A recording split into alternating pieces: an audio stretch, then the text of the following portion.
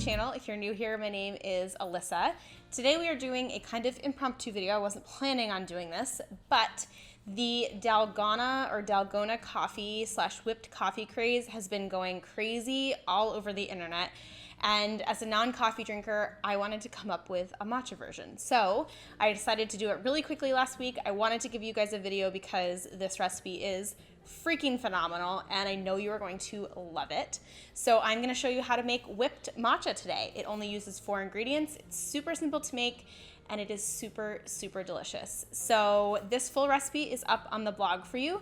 You can find the link right down below this video. And before we dive in, don't forget to subscribe by clicking the red button right below this video.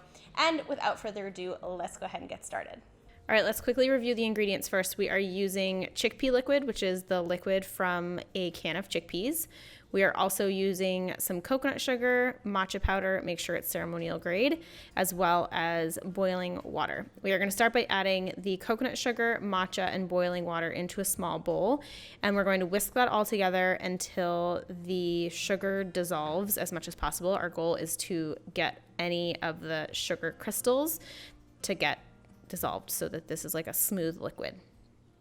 Once we have that, we can set it aside and we will start with our chickpea liquid. So if you've never made aquafaba before, this is what we're making. It's basically just the liquid, like I said, out of a chickpea can. So drain your chickpeas through a fine mesh strainer into a bowl, pour that liquid into your mixer, or you can use a hand mixer as well.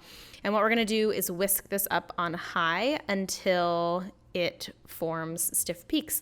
So it's going to whip and whip and whip and whip for about a minute or so. And once it is whipped up, it will form the consistency of egg whites. And this is actually going to be what we're using to make our frothy whipped matcha. So once you reach the stiff peak consistency, it's going to look kind of like this. And then turn your mixer back on and slowly drizzle in that matcha sugar water mixture. And continue to beat your mixer until it's all combined and this combination, or this aquafaba, has turned green from the matcha. And that is essentially our whipped matcha topping. So to make the latte part itself, it's super easy. You can either serve this over iced almond milk, which is what I'm going to show you now, or you could steam some almond milk and heat it up on the stove or whatever, pour it into your mug, and then put this stuff on top, and it would be a hot whipped matcha latte. So up to you. Either way, this is the consistency that we're looking for. It's kind of like a frothy whipped matcha concoction. I don't know how else to describe it, but we are going to add our almond milk into our glass. Then we will top it with some of that whipped matcha mixture. And then I like to finish mine off with the sprinkle of some matcha powder. I just think it looks really pretty. Totally optional. You definitely don't have to do that. And then I like to use a straw or a spoon to kind of stir this into the almond milk so that it gets kind of combined, so that you have like a more mixed latte, so you're not just drinking almond milk right out of your glass. But this is, like I said, just like my version of that whipped Dalgona coffee, and I hope you guys try it. It's really delicious. You can see how simple it is to make, and it's also something that you could make ahead and then re-whip if you wanted to, which I'll explain in just a second. So I hope you guys enjoy it.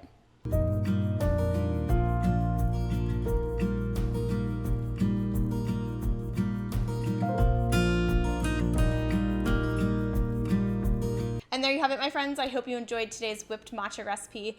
As you can see, it is so simple to make. It tastes absolutely amazing. And this is a recipe that I personally am going to be drinking all summer long.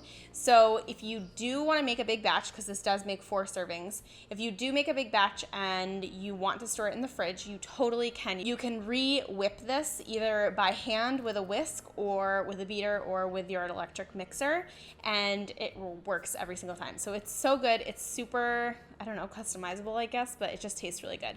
So thank you guys so much for watching. Don't forget to get the recipe down in the description box. If it's a little loud today, this is, like I said, a very impromptu video, so I have my windows open. There are birds chirping outside, but Hope you guys could still hear me and enjoyed it. Please give it a thumbs up if you did. As always, don't forget to subscribe if you are not yet part of our community here on YouTube. There's a red button right below this video. So subscribe, tap that button, you'll be subscribed. Otherwise, I hope you have an awesome rest of your day, and I'll see you guys in the next video. Bye.